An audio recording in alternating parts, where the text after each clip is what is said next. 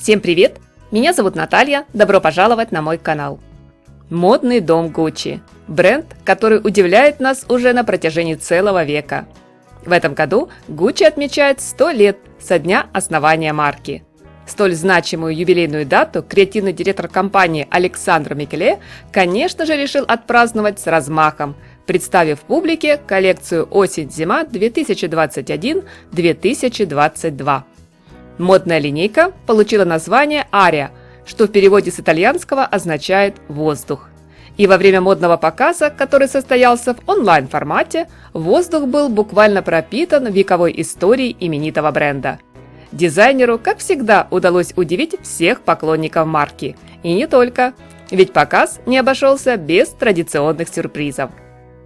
К примеру, уже несколько месяцев в модном мире витали интригующие слухи о том, что на шоу мы увидим вещи, созданные Александро Микеле вместе с креативным директором Balenciaga Демной Гвасалия.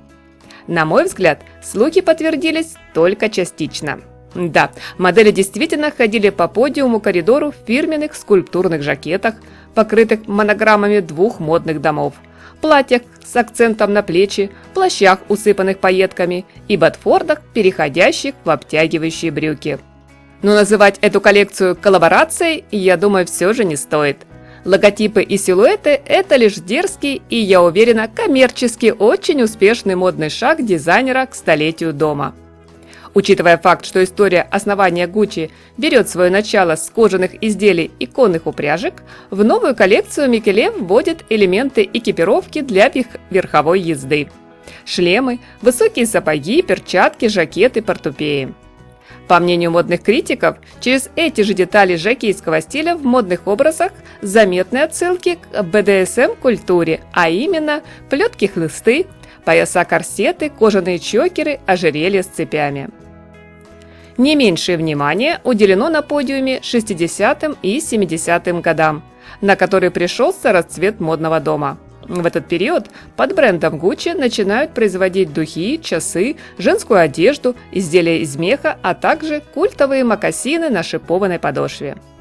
Вдохновившись творчеством марки того времени, Александро представляет на суд публики унисекс-костюмы из плотных тканей, макси-юбки, жакеты и пиджаки с перьями марабу, плащи и пальто А-силуэта с крупными карманами и яркими принтами.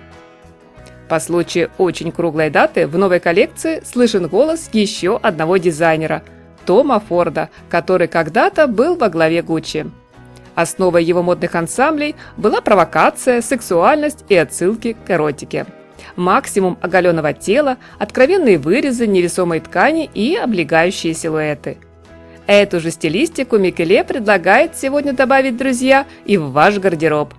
К тому же на подиуме был представлен знаменитый бархатный брючный костюм Тома Форда, вызывающего красного цвета. Да, виртуозный тонкий ход от дизайнера, который сегодня повторил культовый модный образ. Не обошлось в коллекции и без ярких аксессуаров, у которых есть все шансы на то, чтобы покорить Инстаграм. Например, микросумки в форме настоящих сердец, покрытых кристаллами. Этот маленький хрупкий клатч определенно войдет в историю. Отдельного внимания заслуживают украшения. Самое необычное – очень заметный пирсинг в носу. Настоящий или обманка – решать вам, друзья. Сегодня у Gucci не стали ограничиваться привычным кольцом, а превратили его в висячую моносерьгу. И я думаю, это все же клипса, обманка. Со слов ведущего дизайнера бренда, он давно устал от строгих правил модной индустрии. Так что, когда весь мир предпочитает стиль минимализм, расслабленный тейлоринг, сдержанное обаяние буржуазии, Александро Микеле создает яркие, провокационные коллекции, предпочитает винтаж всех эпох, эффектные сочетания оттенков и принтов, в общем, создает безумный коктейль по имени Gucci. Смотрим, удивляемся, с интересом жду ваше мнение в комментариях. Если видео понравилось, ставим лайк. А если нет, то делаем то же самое. Всем приятного просмотра, ярких позитивных эмоций и, независимо от погоды за окном, только теплого, солнечного настроения.